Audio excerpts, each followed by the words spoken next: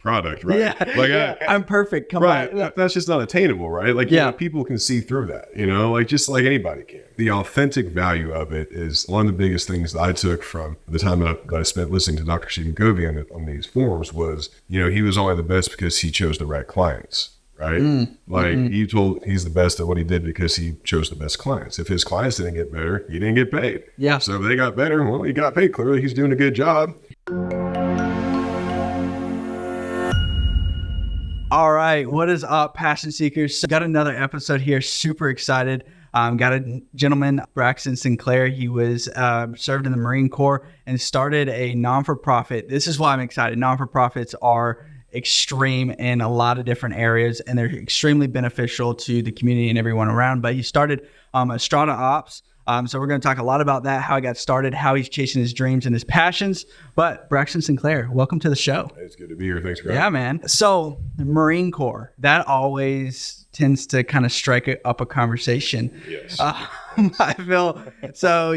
How long did you serve in the Marine Corps? So I did my 4 years in the Marine Corps, and actually when I got out of the Marine Corps, I joined the Coast Guard. So I'm a dual service kind of veteran. Yeah. So 8 years total military service. After that, I worked for the government for about 2 years at the Joint Air Force Base here in Charleston. So I've always had professionally in my adult world, experience in some kind of governmental form or one way or the other of employment. I've always, done that for ever since I got out of high school, man. So 8 years total, 9 years if you count the other stuff. Yeah. Why the Marine Corps? It's just small town, and that's what you do. You either stay in a small town, be a farmer. You're sharp enough to go to college, which I didn't think I was ready for, or you serve your country. And I just didn't know if I was going to come back to it. Didn't know if that was going to be where I stayed forever. The Lord kind of guided me down that path of life. And I feel like that's what I had to do. I just kind of serve something bigger than myself. And their morals and their values, their ethos as an organization. I mean, who the Marine Corps is, it's a very special organization. Yeah. I know there's a lot of people that served in a lot of different branches, but from having the experience of getting out of the Marine Corps and then joining the Coast Guard and seeing that leadership element, seeing the differences, little nuances, it was very similar, but it was very much so the same. So it was a really cool experience, kind of making that transition happen, but seeing those two elements of the leadership component was interesting, right? Like it's still a government organization and they still do things the way that they do things, but just the implementation, right? Like the way that the mindset, right? The warrior spirit, you can kind of, you recognize that in everybody, but the way that it's implemented is just, different than, the traditional way that traditional being Marine Corps that I kind of came up with our culture, So it was very cool 8 years while I was active. Do you think being in the Marine Corps has a huge impact of what you've been starting now? Oh, absolutely. Absolutely, man. The brothership, the brotherhood, the camaraderie, just the general baseline of who we are as Marines, of who we are as, men, right? Like coming together, training together, and just really experiencing life together, going through that wash machine of life, kind of getting us all, ironed out and whatnot. I mean, we kind of learn and we grow a lot of who we are and who we're becoming throughout those experiences. Whenever I first got out of boot camp, it was like, okay, well, I made it. I'm here. Cool. Yeah. Here we go. What do we do now? Yeah. What's the next stuff? Yeah. I didn't really think very long term, right? Very forward thinking in that regard. Just whatever y'all need me to do. And transitioning out of the Marine Corps and joining the Coast Guard, I was thinking it was going to be the exact same thing. Like, oh yeah, just different color uniform, but it's not. It's not. There's something special within the culture of the Marine Corps, and there's something special within the culture of the Coast Guard that's unique to that specific organization. So getting to bear witness to that and see that, I think really got my gears turning on. Hey, there's got to be more to this in the social dynamic with civilians too. Like a lot of our veteran brothers are struggling for things that, well, no one really has answers for, but why aren't we talking about this stuff more? Right. Yeah. So I think it kind of brings up my next point that I was going to say is because transitioning from, being in military, whatever branch you may be in, but in like your circumstances, Marine Corps, to going into your everyday life, like, the vets in this world and this nation nowadays, there's an internal battle that goes on. And like, I've never been in the military, thought about going in when I was going into college, but just that wasn't the path for me. But that's one thing that I see. And I feel like there's two two types of people, vets, is you have the ones that really struggle with that internal battle. And then I've noticed lately a lot of people that have, got out of the military, they either start their own business or start their own thing, and they succeed at it because they have that foundation that most people don't, and that discipline. What was your experience in that transition? Wow. Yeah, we're going right into it. Everybody's doing it. Hey, well, you got an extra shovel, So, getting out, there's a lot of growing up and maturing that I had to do as a person. Yeah. I mean, as all men do. It doesn't matter what industry you're in or what your professional, track of life looks like. We all come to these walls in life. My personal one that I had was an identity thing, right? Yeah. Even in high school, I was doing EMT stuff because I felt like I had to serve people. How can I serve people? How can I serve them better? Mm-hmm. And then when I was out of the military, it was like, well, I have these big audacious plans, like all these hopes and dreams to aspire to. But, I wonder if I can get a job, working at, wherever. Man, is my resume, am I prepared? I thought I had a plan, but, it makes me kind of cringe here. Honey, I called my wife, honey, can you help me out with this? And, she's had a lot of experience in it too. But that whole, time of going through that and just doing life with my wife and having our kids and just trying to figure out how to be more selfless in the home front versus just being selfless because I was in the military, because this is just what I do, right? Yeah. It's not something that you turn off and you kind of go home with this idea of, I serve other people. That's just what I do. I'm good. Right? Mm-hmm. We have this feeling to want to continue. Jerry's having a hard time with this, or, my other buddy's having a hard time. I wish I could help them. I got my own problems. How do I? A lot of times we kind of shy away from, putting that hand out there and helping them up. Hey man, how can I help you? What's going on? What can I do for you? I think people get this notion of it's like dog eat dog, which society in a lot of areas can be. Mm-hmm. But when it comes back to it, that brotherhood that we have in the military, that camaraderie that we share, that's something that I think transitionally outside the military, the civilian culture has that, but it's in its own flavor. I think that veterans seek that, when they get out of the military, because they're seeking that, in the paramilitary flavor they're used to, right? But there's not a whole lot of, I don't want to get up and have to run PTs. I don't want to have to, do all this, rigid, because there's all this stuff that guys get, they get lazy, they get complacent. We get out, we're like, I don't got to shave anymore. I'm going to let my facial hair grow. There's all kinds of silly little things, but we still try to maintain our physical fitness, holding on to those little things, those values that we miss about the military. Yeah.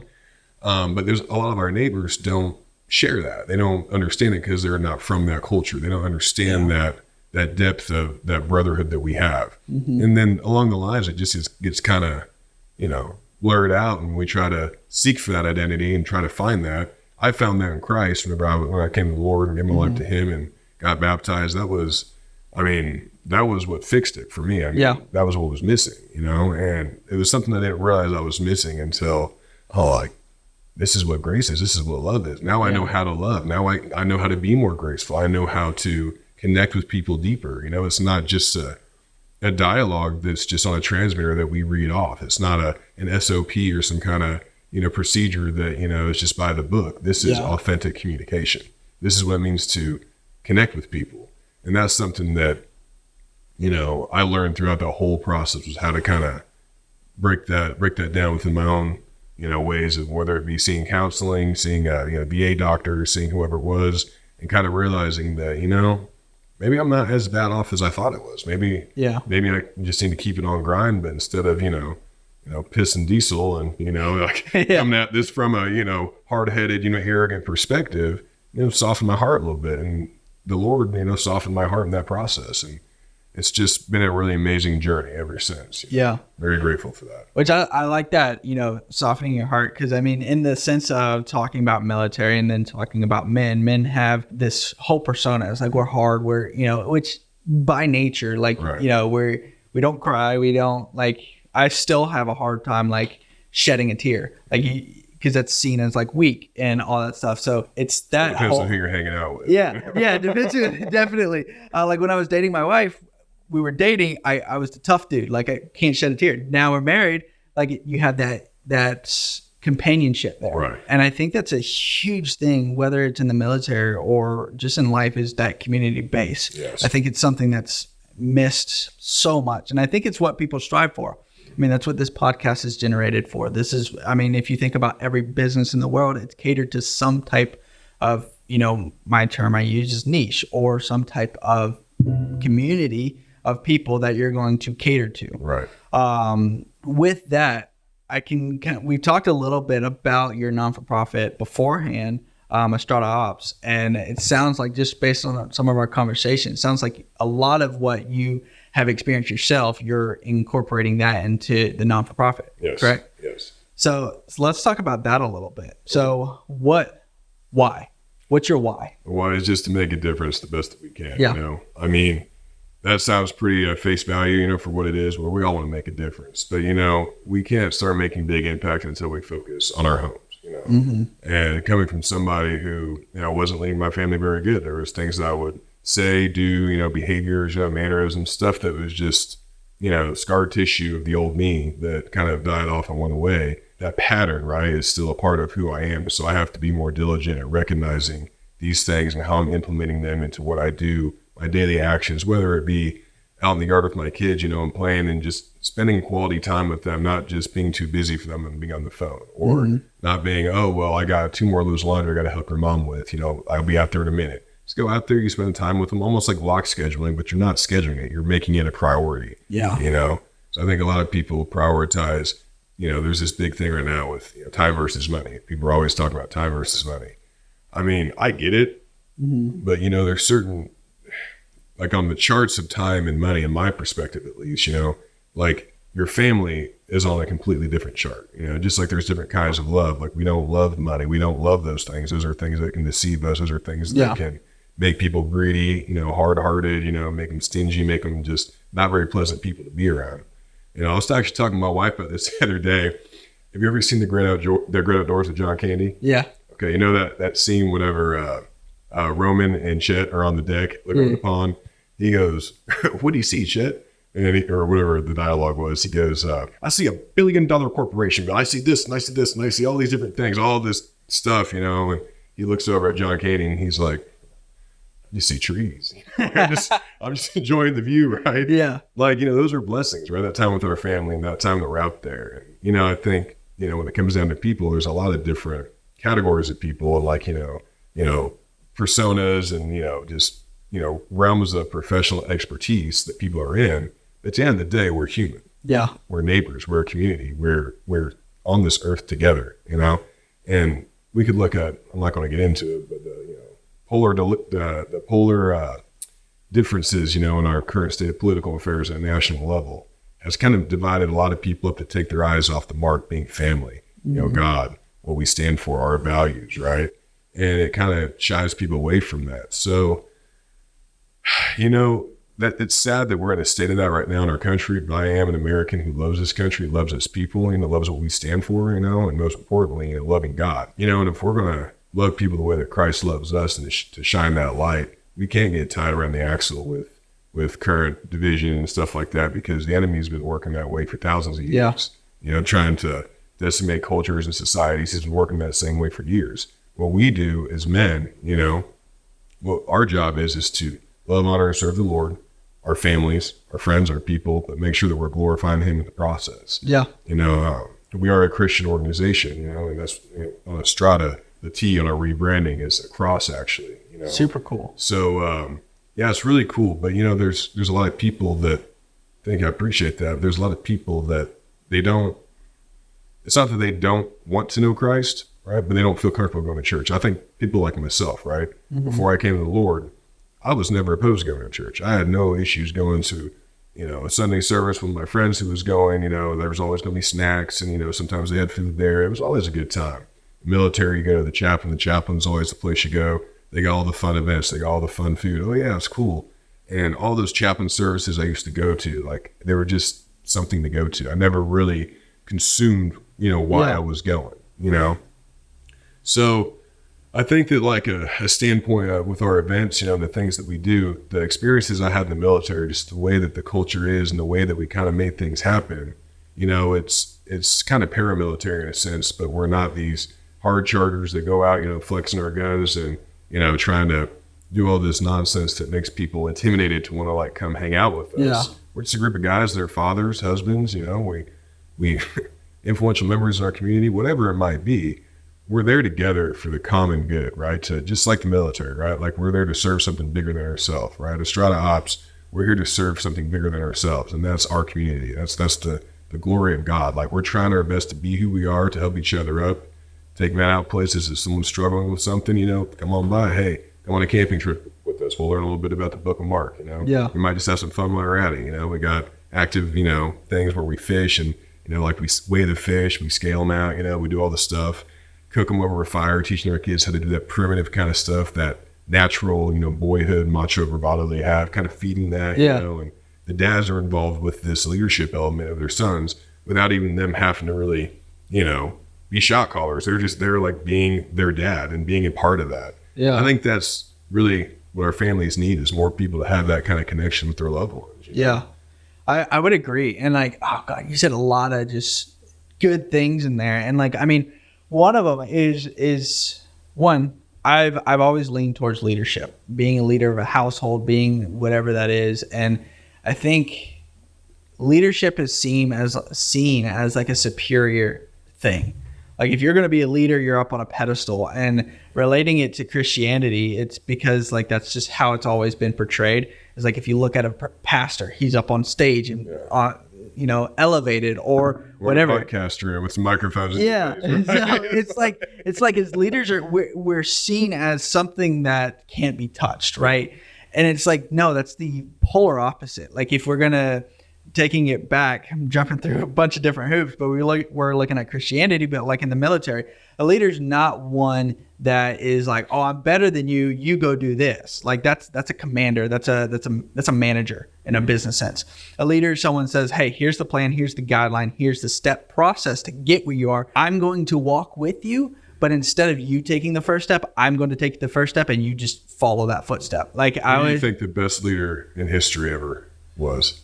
Obviously Jesus Christ. Yeah. I love that you asked that because like that answer says it's like the Sunday school answer, right? It's like, oh well, Jesus is the answer to everything, kind of right? The Homer kind of answer. Yeah, but like, okay, let's be realistic about it. Like if you think about Jesus's life, let's take Christianity out of it. Let's just take him as a person. The example he set. Yeah. Like just him as a person, he never said, if he's talking to the disciples or anything, he never said, hey, listen, this is what you do. Everything that he commanded, he did first. Like, okay, the whole deny yourself or die to yourself, pick up your cross daily kind of thing. Obviously, that was a command from one of his disciples, but it was also something that Jesus did. Denying himself, dying on the cross, picking up and walking, carrying his cross. The same thing that's going to kill him, he had to carry. And was tortured while carrying it. So that goes back to that sacrificial love too, Yeah, and it's like that's leadership. Leadership looks different in so many different ways. Like in the family, it's if you want to be a leader in your household, it's being sacrificial love, not always being the one that wants to be right, not always. And like that's a learning curve. I think I had to learn at a really. I always my running joke is like if you want to humble yourself, get married. Yeah. Because everything you've done your entire life, it's wrong. That's some pretty good advice, man. That should be one of those things floating around there on Facebook. Humble yourself and get married. But like, look, realistically, like I'm a hard-headed individual. I will fight till my face is blue. And it's realizing like, crap, I could be wrong. And I know like whatever, I'm wrong, but I want to be right so bad. I'm just going to fight it and realizing, okay, what's more important, my marriage or being right? Right. And it's like, okay, the marriage, of course, I wasn't saying right. No, but like in the sense of, so it's like, okay, well, all right. Yes. My marriage is more important. So I have to deny myself and say, listen, you're not right. Admit that you're not right and go for it. And then you're taking that lead. So then when you command your wife in the same sense, because not everyone's perfect, not everybody's right.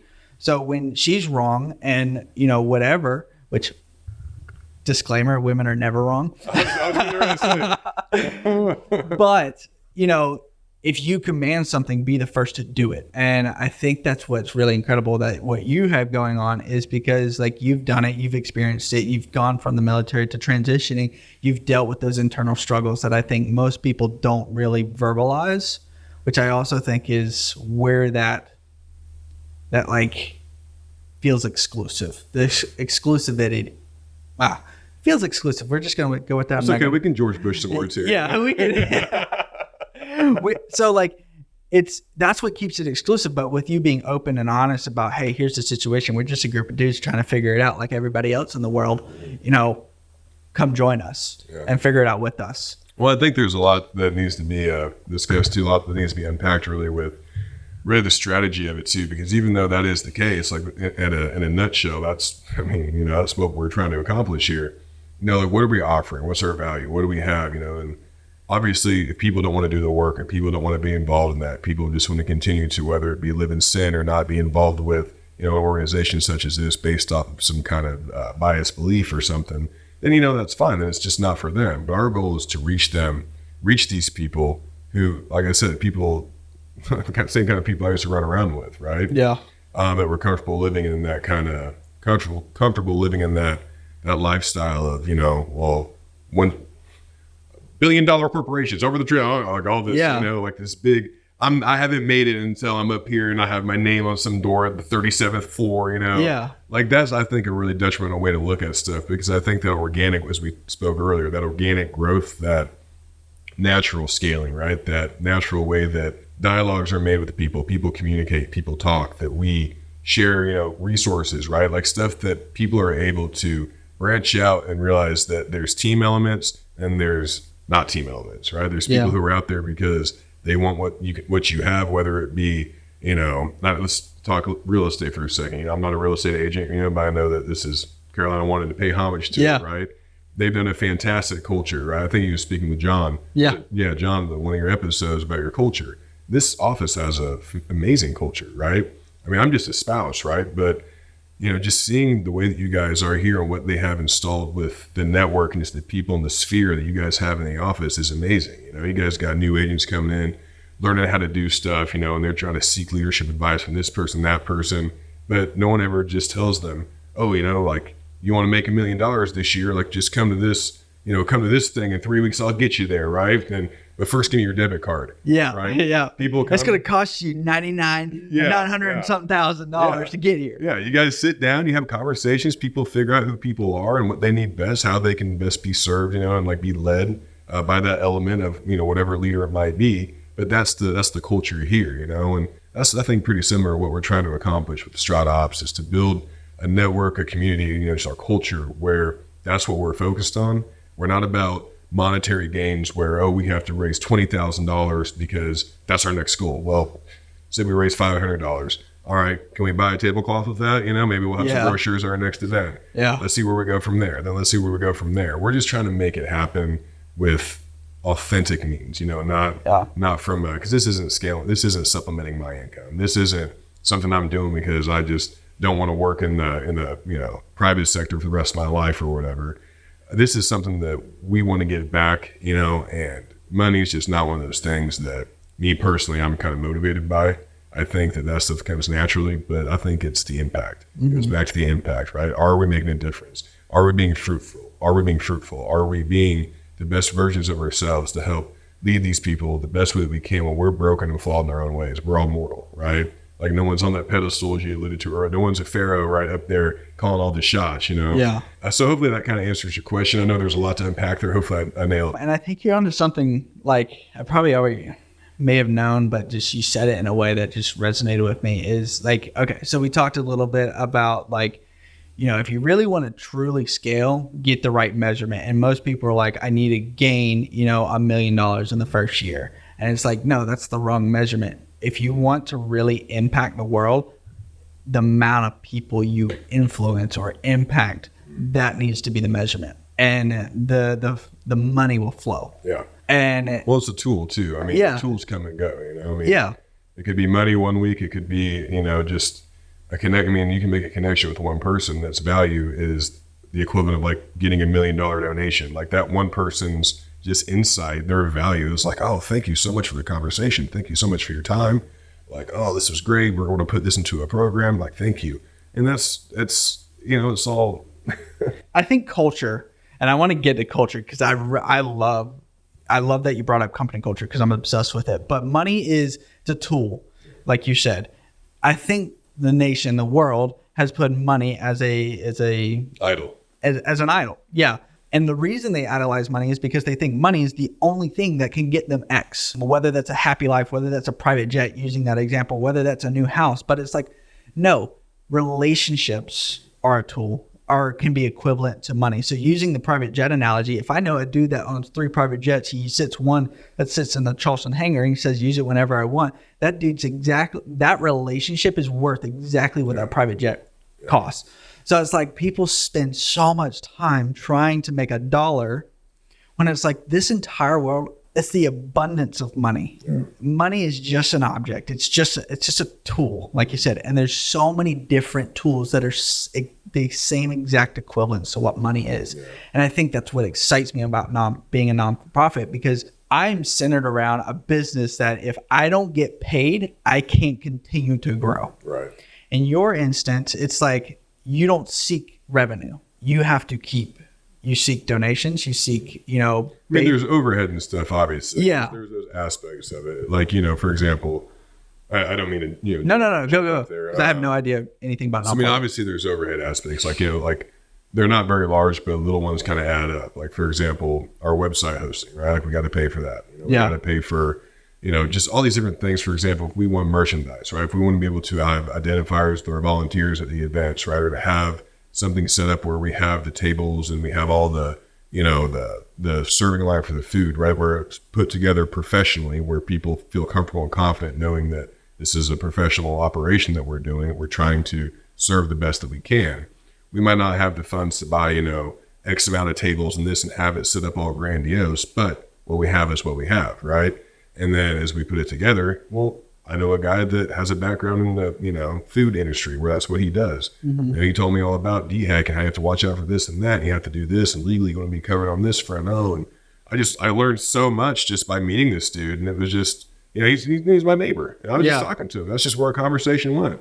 So he's going to help out in that area, right? Like there's just value in so many different areas, right? And like he's got his connections with his friends that have their stuff, and everything is just kind of flowing together like really beautifully, and that's something I'm grateful for, because dude, like I said, I don't have a professional background in this. I didn't go to school for this. This is just trial and error, something I'm learning as I go, right? I listen to a lot of podcasts, listen to a lot of people who are smarter than me, and I'm just trying to, do my best to serve, and, I mean, we're a team, like on our website, I don't know if you checked it out or not. Yeah. Like we're a team, one of the things that we're looking to do to bring more continuity to, reach a wider demographic of people is I have a thing similar to that. It's not quite that neat. It's not Reddit, not to do podcasts, but to share like, layouts of development, right? Like, our program, for example, we're wanting to raise money to turn our program pamphlets into a labeled spiral ring kind of workbook where at these events, people can use them, dry erase markers.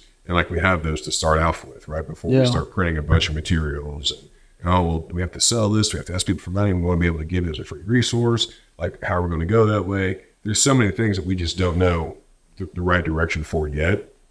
But, I have one of those things in my house. I have a microphone. Like, we can start doing like, informative, things where we keep people informed, like an update, like a calendar bulletin, right? But in a podcast kind of format where we're able to really talk about the things that can be talked about, and people who are invested, people who are already, involved, they watch it and they're like, hey, I have an idea on that. They send an email, boom. Hey, let's get together for a meeting and have lunch. Hey, okay, sweet. This works out great. And that's the thing. And people don't have to break out all this money and shell out all this dough to, I give back to a nonprofit. I'm involved with this nonprofit. I gave X amount of dollars. Well, no, that's not what we're looking for. We're looking for your buy-in from a personal perspective. Like, this is our mission. These are our values. This is what we're trying to accomplish. If you believe in this, grab an oar and let's get rowing. Yeah. Yeah. And that's what I love. And I'm glad we're going back to like what I really want to talk about is the culture. So, people are chasing the dollar. We talked about that, but the culture, like before I get ahead of myself, we talked about analysis by paralysis before this.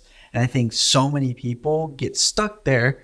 And it's like, no, if you're selling a culture, the culture is what's ingrained in you, what you envision. Like for passion seekers, I'm going to relate it to this podcast because that's what I know. For passion seekers, it's a bunch of individuals that want something more than just a W-9. It's something that, or W-2. It's someone more that wants more in life than just your everyday job. It's growth-minded individuals, entrepreneur-minded individuals to help lead to the next level. So it's like, I'm not selling the culture, or I'm selling the culture, excuse me. I'm not selling a product.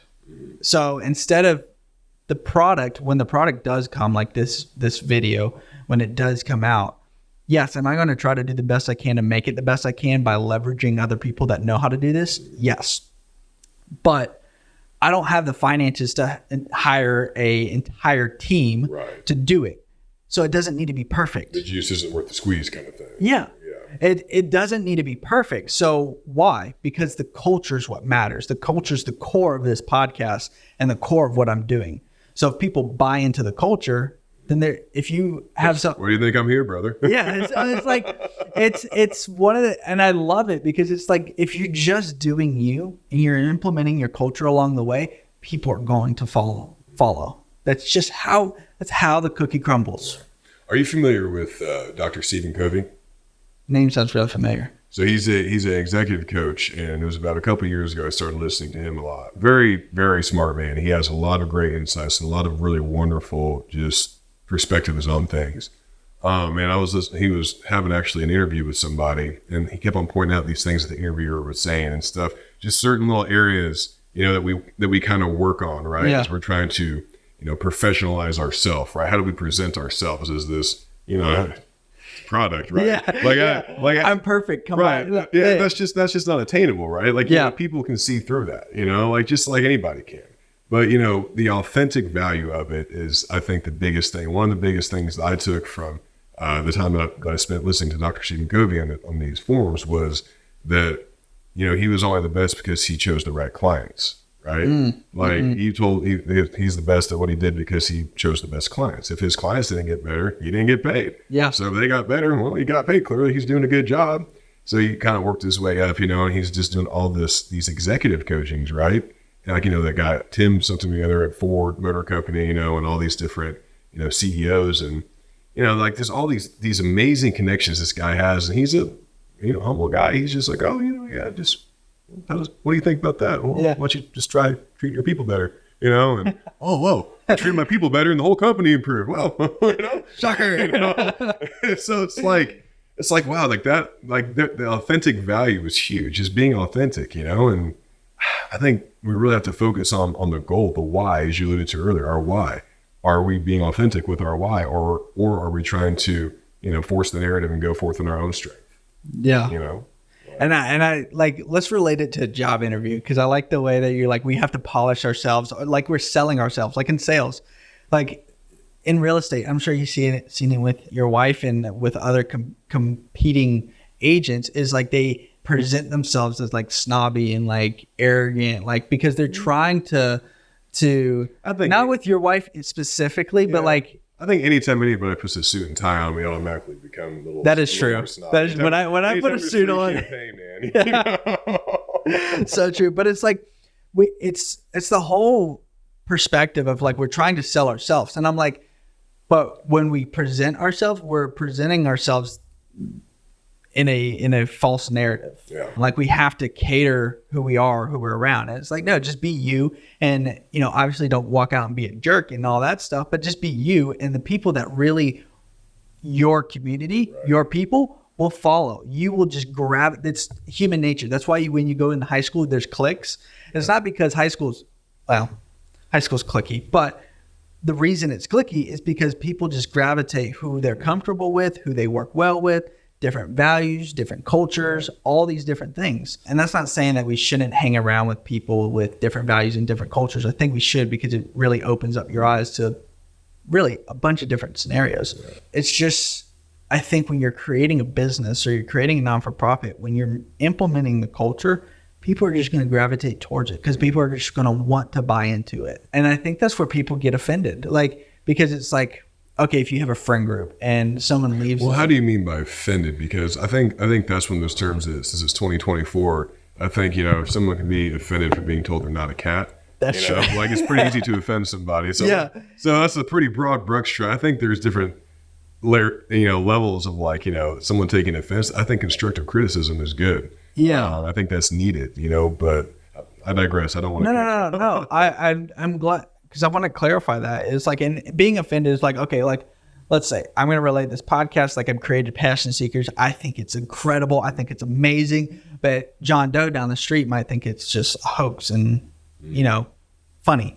And before, from a perspective of like, no, this is the greatest thing, all this stuff. And like, I do think it's the greatest thing, but it's the greatest thing for the people that care about what I'm talking about.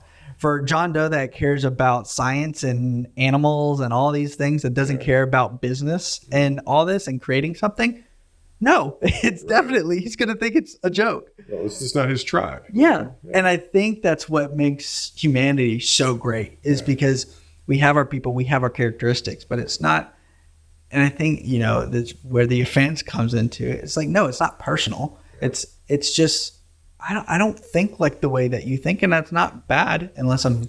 Well, I get a lot of not flack for that, but since we are a Christian organization, lately, I'm not going to go too deep on just given our time constraints and the, objects of why we're here, but Christianity as a whole, I think has always stood for, the truth. Like that's what we are as Christians. That's what we do. We're Christ followers. And I think that there's a lot of people that hear, oh, you're a Christian. Oh, it's a Christian organization. Oh, I don't want to go there and get preached at, or I don't want to get Yeah. It's like, dude, save it, Linda. Like, listen, all right? Like, just send your husband over here. We'll have a good time. Like, don't gonna force anything on him. If the spirit feels like, if his spirit feels moved to, dig a little deeper and to get more involved, guess what? That's on him. Yeah. Like, I'm not trying to, force my beliefs or my narrative on anybody, but I know what it's done in my life. I've seen what it's done in my friends' lives. If this is something they want to be a part of, then come on. I said, but don't knock it till you can at least hang out with us. Like, we're not going to force nothing on you. We're not making you feel like this is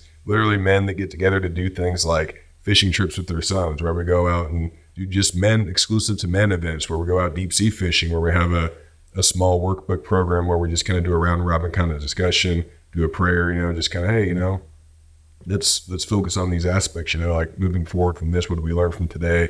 How was this experience? It's not just a hobbyistic opportunity to go do something cool for an affordable price. This is something that you're involved with. This is men coming together. We're not going to the bar. We're not going out and going on these places where, different temptations could cause someone to fall, Yeah. They're healthy environments, where men can go and be men, but they don't feel like they don't feel like they're being like assessed. Like, we're not assessing you to see if you want to be a part of our club. Are you like, are you the kind of stuff we like? Yeah. Like, we're not assessing, people. We're just inviting them here. Hey, if you want to learn more, if you want to grow more, if you want to, grab an oar and start rowing, like the stacks over there, go grab it and find a seat. Like, like we'll tune in next week and recap. So it's kind of like, I think it's cool because there's like low pressure too. Yeah. There's low pressure for people, because I think people feel pressure nowadays on a lot of areas, right? People felt pressure to get the vaccination. People felt pressured to, they can't say how they feel on a social platform because, it might incite some kind of, hate speech, and they get banned and they can't, whatever. Yeah. Like, people are very like walking on eggshells, right? And dude, like, I'm not going to do that. Yeah. And that's what I love. And I grew up in the church, and I think we talked a little bit about how the church is almost seen as like a sacred place. Like, you're only allowed to go there if you're a Christian. There's a pastor, Pastor Michael Todd, of Transformation Church in Ohio, I believe. He has a saying. He was like, the church is the hospital, right? Yeah. He was like, you're not going to, everybody says, well, when I get saved, I'll go there, right? And it's like, okay, if church is a hospital and you break your leg, are you going to tape up your leg, wrap it up, and get it healed? And then you're going to say a month later, hey, a month ago, I broke my leg, but look at it now. I don't know, man. If you're in the military, dude, that might be, depending on how far away you are. I don't know. That's the truth, military. Oh, yeah. Make sure it gets documented. But it's like, that's how we don't treat the church like a hospital. So, and I think, one, the church itself has a lot to blame for that in a lot of different areas. There's some really great churches out there. And I've been a part of many different churches. And I also believe there's a lot of churches out there that have done more harm than good because we're There's human. a lot of church hurt. There's a lot of people have a lot of church hurt. Yeah. And like I had that. Like I experienced that in college and I was really hurt by the church and had nothing that I wanted to do with it. And what you're creating is what I really like, is because it's like, hey, we're going to take the faith outside of the church. Because anytime you take, anything away from the building, the brick and mortar building, it feels a little bit more freeing. Well, I think too, there's areas that need to be looked at, at a spiritual standpoint too, because even though the church is there I understand what you're saying. Yeah. They're taking the faith out of the church. faith is still in a church. That's within, the congregation, the people. Yeah. I think what more of a perspective that I have is, I'm trying to use my faith and what I've learned, right, and try to exalt the Lord the best I can. Well, I'm no theologian. I'm not going to be able to go up there and confidently, steer everybody, one Sunday. I just don't feel like that's what the Lord's calling me to do. But I feel like He's calling me to do this. Yeah, is to reach people like me and kind of show them just that there's better alternatives out there than just blaming the church or blaming your friend or blaming God, right? Like, but really looking inward and being around a group of men who have kind of combated that, have overcame that, right? Who can help guide those steps, right? That's one of the biggest things I pray for, is the Lord to guide my footsteps, because, when I walk in my own strength, I want to do something of my own. I walk by sight, not by faith, right? I get overwhelmed with just the distractions, with just all the things going on in my life, things around me, things of the world. And it's almost like, I've got to do something to accomplish something. But, we have a family. Like, we're family men. We're alive. We are here. We're Christ followers. We have the community. And there's a lot of guys, I think, that would love to be involved in that kind of community, but they feel like maybe they're not adequate, or they don't measure up, or they don't know enough about it, or like that was one of my biggest things. Was when I first came to the Lord, I thought, well, I'm like this little baby, like you got to drink the milk, spiritual milk, and there's a sanctification process, and it doesn't stop till the day we die, till we're called home. But it was kind of overwhelming. There was a lot of things, like my eyes opened for the first time, and I was seeing things for what they were, and I was able to read situations, read people, read the more spiritual gauge on stuff, and I didn't really know what to do about that besides just pray, Lord, guide my footsteps, help me through this. Like, are these people experiencing what I'm experiencing? Yeah. Like, is it like this with everybody? There's a lot of questions I didn't have the answers to, but I trust in the dialogue and trust in the conversation. The right people came into my life, and the right conversations have taken place, and the right ingredients were there, for it all to be there. But as you spoke on earlier, opportunity, right? The opportunity is there, but is it of God or is it of something else that's going to deter me, right? How does that work? Well, just pray about it, lean into it, and trust your brothers, and trust the people around you. But most importantly, above all, trust God. Yeah. And I love that we're kind of going down this, because trusting God, I think, so, familiar with spiritual growth, like spiritual, what is it? Spiritual ability, not a spiritual ability. Spiritual gifts. Spiritual gifts. There we go. Words left me. Which, by the way, I feel completely underqualified to speak on this matter. But listen, me too. But I know I took a spiritual gift test in college, and I know when I did it, the lowest rating one was faith. I'm a control freak, which is really funny. I like to be in control. I like to make things happen. And that was the lowest one. I didn't want to give any of that away. And so when I went from doing real estate, and I was in a really dark season financially, trying to figure things out and all that stuff, it was the moment that I realized, and I had a very similar moment when I converted my life in college, but it was a moment when I realized I can't do it on my own. God, just take care of it. I don't know what to do. I don't know how to do it. I'm just going to do me. I'm just going to go through life or the day. I'm going to take one day at a time. I'm going to knock out my task, but I just trust you. I don't know what I'm getting paid. I just take care of it. It wasn't until that moment till I actually got paid. Till I actually got a closing. Some people say that's a coincidence and all that stuff, and that's fine. This is just a world experience that I related to, and if it is, that's a pretty freaking great coincidence. Well, he provides. Yeah, and I think so. I have a tattoo on my arm. It's Philippians 1:6. Yeah. I got that. I want to hear it verbatim. You can't make any moves. if I quote it wrong, please don't come after me. But it says, "Be confident, for he who started good work in you is faithful to complete it until the day of Jesus Christ." And the reason I have it tattooed on my arm is because it's when I converted my life officially. I was depressed, suicidal, bunch of different things, and it was the worst night ever. I was in the dorm at college all alone, and this random dude I met once knocked on my door. I didn't even know how he knew where my dorm was. Knocked on my door and gave me a letter and said, "Hey, I don't know why, but I need you to take this." I'm like, "All right, weirdo." I really thought I was getting stalked. Like, I was kind of freaked out, and for some reason, like, even though I was freaked out, I just told him everything that was going on. I was really deep in depression, and he was the type of dude that you tell him, like, "Hey, listen, my mom died," and he just smiles and says, "It's gonna be okay," and you're like, "Oh my gosh, like, you're right." He was like, "Hey, listen, I'm gonna text you every single day. I want you to give me three gratitudes." It's like, this dude's weird. Like, this dude doesn't know me, and he's giving me a letter that I have to read when he leaves. And every single day he would text me every single morning at 6 a.m. "Hey, dude, what's 3 gratitudes? What are 3 things you're happy for?" Half the time I would just say, "I found a new song, and I woke up, and I'm at the gym." Yeah. Like, just basic, but like, it had impact. He left, and I read the letter. Weirdest thing, verbatim, everything that I was going through was listed out. Wow. And the one verse that was written at the bottom was Philippians 1:6. "Be confident, for he who started good work in you is faithful to complete it." And he said, "Listen, God's already planned out your life. You're going to be okay. Trust in him and just do you. Be the best version of you and live life and have fun." Mm-hmm. I said, that's the corniest thing I have ever heard. Yeah. But the next day I went off. This was a college peer of yours. Yeah. Wow. He was actually the president. What college was it? Charleston Southern. Okay. That was a little less surprising. Though. Yeah. Literally the next day I left to go to USC to party. And I did all the things, came back, and I was just still depressed. I was like, that didn't work. Oh my gosh, why did that not work? And I said, all right, I'm actually going to take what this dude said and take it to heart. And I said, all right, God, I don't know what I'm doing. I don't know how to live life. I'm terrified I'm going to fail out of college. All these things. I said, you do you. I'm just going to sit in the passenger seat. We're going to ride along, and I'm just going to be me. Yeah. Don't tell me Jesus Take the Wheel was your next. That came on the song next. Yeah.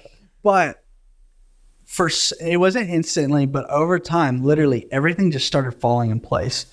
And it sounds delusional when you say it out loud. If you're a non-believer and you're listening to this, it does. I'm not going to sugarcoat it. Like, you're like, this dude just like freaking believes a being that doesn't exist from their perspective, but it's real. Yes. It's like, yes. And this is why. It's because he who created good work in you is faithful to complete it. I was like, God created something in me. And if it's meant to be, it's meant to be. It's going to happen. If I'm meant to die, I'm going to die. Like, but I don't think like that. It's like relating to this podcast in real estate. I didn't know when I was going to get paid. I was like, I was the breadwinner in our family. And I was like, this is terrifying. My wife is stressed out because she's having to work 10 times more than she's used to. And I'm terrified. And I told myself, if this is meant to be, it's going to work. I know it is. And my wife would call me like delusional because I was like, this is going to be the greatest thing on earth. This is going to be the biggest thing on earth. This is what's going to propel us to the next level. All this. She was like, dude, you haven't made a sale in like 6 months. What do you mean? And I was like, you got to trust me. Like, you got to.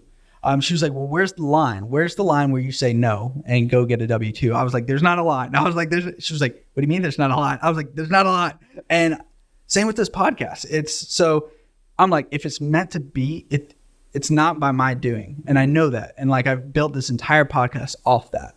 It's like, I feel like I have a God-given vision. Not that I'm more superior or better than anybody else. I just feel like God placed something on my heart that if I don't share it to the world, then I'm pretty selfish. Yeah. I think there's a lot of areas with that too that need to be unpacked because, even though, this isn't, like I said, a brick and mortar Sunday, come every Sunday and it's completely separate. It's still a ministry. What you're doing is still a ministry, right? What everyone in this office is doing, if they're a believer, that's their ministry, right? They're still able to share insights into, make Christ be known, right? Just with their actions.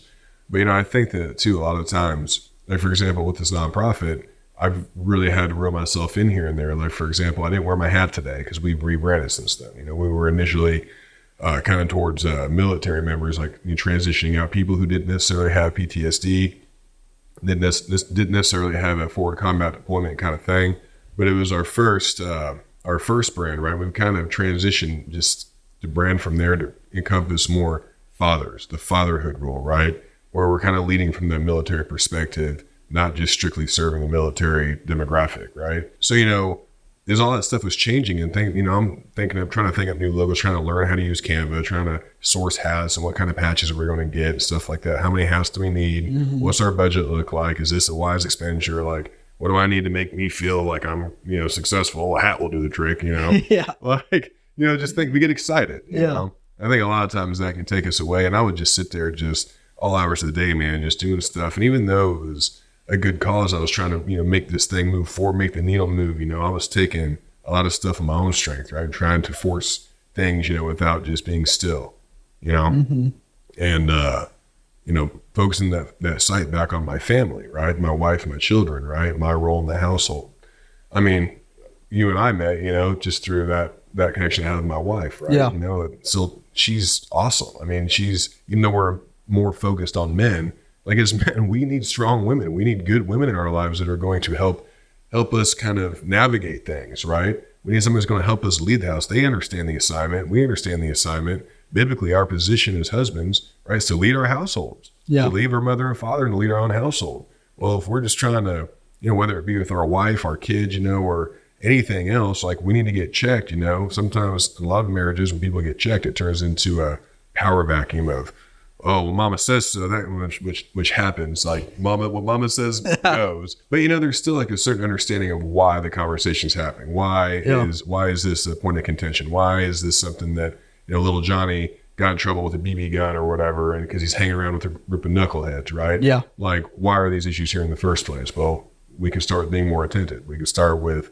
looking inward, right? How we're leading as a couple, leading our children, right? Just as you see geese out there walk around after mating season, they got a bunch of those little geese and they stick together, and moms and dad goose, they listen. I mean, we're no different, right? But we're conscious beings about it. Like, we're spiritual beings in this earthly body that we live in on this earth, and there's a lot to take in. There's a lot to process. There's a lot to make something of, right? At the end of the day, we need to be still and realize that if God's ordaining and God's called us to do something, that we must trust in his process, not our own. We must trust in his will, not our own, his strength, not mine, right? Mm-hmm. And I think for a lot of men, especially veterans, pride gets in the way. I think pride's a big one. That's something that a lot of us struggle with as men, and we have to focus on that. So, man, there's a lot of stuff, Davis, we got to unpack with that. But at the end of the day, we're chiming on the kind of the tempo here of like, trust is the biggest thing. And like, when you started, it takes a lot of courage to start anything, because we're prideful individuals. No matter what we do, we're born with pride in us. So like starting this podcast, like it would be it would not be wise for me to say that I would be hurt if someone said this was a joke. Like, it would be, I can have that perspective, but again, I'm creating this. I've started this based off a vision that was given by God, and I hope that everybody receives it well. But it takes a lot of courage to put that out there, and not patting myself on the back, but saying like, the only reason I was able to do that is because I literally would, the day I shot my first podcast, I was like, all right, we'll see where it goes. I have no idea. It might tank tomorrow, but God, if this is your doing, just do whatever you need. Like, I'll I have fun doing it. Obviously it's not like I'm going to create a business and then I'm going to go home and like just play video games, or I'm just going to go do my own thing, or I'm just going to do this and it's going to create its own self. Like, no, you have to put effort there. But as far as being forceful with anything, like, that's not what I'm doing. I'm just having good conversations and having fun with it. So when you started this, what you have going on, EstradaOPS, where was that? Like, what, the leap of faith? Like, how was it hard? Was it hard to break through that leap of faith, that next step of actually making it something? Well, you know, I think, I think it still is too. I think there's a lot of, every day is a challenge. I mean, I'm faced with new challenges every day that I feel like, I'm underqualified or I'm not the right person for the job, or something like that. But, within that brokenness and that just, feeling like, I'm not worthy, right, to be anything, right? Because when we look at how Christ loves us, I didn't know what I was doing. I just knew that something had to happen. And after I was baptized, I was like, man, like, I talked to my wife about it. I just said, hey, I'd like to, start this with maybe could do it this way. Maybe we can talk to, Michelle. Maybe we can talk to Dave. I know he had mentioned something about it. I'd really like to make this official. Like, what do you think about submitting the documents? Like, I'd like to actually formally submit these documents and get a tax ID, number and all that, and really kind of see where this thing goes. Okay. Yeah. Okay. Yeah. And I mean, I was in Arkansas on a work trip, and my wife just helped out with the process a minute, and I was like, wow, you're an amazing woman. Like, wow. Like that's all it was. Like, you just, dude, like I still have a utility patent pending that I'm on. It's not like approved or nothing, but I was literally to the point where I was trying to invent something to make a quick $1 million, like you see in TV, so I could just fund this thing. Like, I didn't know what I was doing. I was like, I need money. I need this. I need that. When I learned I didn't need any of that, it was just, the people, right? The people around you, just sharing the vision, and it happened. I'm like, oh, wow, okay, thank you, God, for that direction. Yeah. Well, what's next? So, I'm constantly in this state of, well, what's going to happen next? Like, I can think 3 months down the road, 2 months down the road, 6 months down the road. Like, we have a fundraiser coming up in October. It's going to be at the boat launch down there. Well, I still got to get my special use permit approved through the city of Somerville. But, like, I see those guys, have coffee with them, I can go out there fishing. I know people out there. There's already a community that it's separate from my neighbors or people with EstradaOPS. It's just a group of people I know that are good-hearted people. Like, it's kind of scary. Like, well, is this event going to be a flop? Is this, like you said with the first podcast, this is our first big fundraiser event. I'm going to be talking about stuff like, hey, this is what we're doing. We need to raise money so we can get these workbooks and these programs that we have currently printed out. I have in protective sleeves in a binder. I like to get those in a workbook that you can use an expo marker on, and people can use them at the next event. But it kind of gets people acclimated to what we're doing and kind of go from there. Like, that's something that I can't just work all the overtime in the world and just pay for, because, well, then I'm working overtime. I'm not focusing on this and pouring into this, or I'm not able to meet those marks because, back to time and money, right? That spectrum of it, right? Like, there is a time and money kind of thing there, but money is not our why. So how do we reach this, right? Well, let's make sure the fundraiser is good. Yeah. Let's make sure people enjoy it. Let's make sure we're making impact. Let's make sure we're reaching people. Let's make sure we're actually, doing the things that we need to do to make this impact happen. Yeah. And the funds will come. If we only raise $50, whatever, hey, let's get a starter pack going. Let's get one ordered. Yeah. Right. But let's reach some kind of goal here. Do the fundamentals. Exactly. The fundamentals of it. Like, let's focus on what we need to focus on right now. Right? And I think a lot of, I did that early on with the podcast. Like, I joke around, it took me 6 months to start this podcast. Yeah. I had it planned within like 2 or 3 months. And the rest of the other, I was just procrastinating, trying to elaborate on how to do all this. And it's like, what's the fundamentals? Get a guest, shoot a podcast, post, just do that and repeat. Yeah. And it's like, just do that and everything else will multiply itself. So I love that. So we'll start to tie up here and come to an end, but we talked a lot about why and discovering your why. How would you, to the audience listening and everybody, how would you, or what would you say was the most pivotal moment and most valuable insight you got to understand your why? Oh gosh. It's very easy to answer that, but at the same token, like, I don't want to say it and fall on deaf ears because it sounds like a broken record. Yeah. But it really was giving my heart to the Lord. And not just doing the action of it and just being like, look at me, like, I'm a Christian now, but really understanding that agape love, what the different kinds in the Greek, what different kinds of love are, right? Yeah. And then once you experience that, then therefore you display that, right? Because we have a teacher teaching us. We have our Heavenly Father who's in heaven guiding that, right? And that's something that I wouldn't have been able to learn on my own. I would have just maybe made some backhanded joke about something or some kind of inappropriate, crude comment, regarding like, different kinds of love, and talking Yeah. about, just silly things.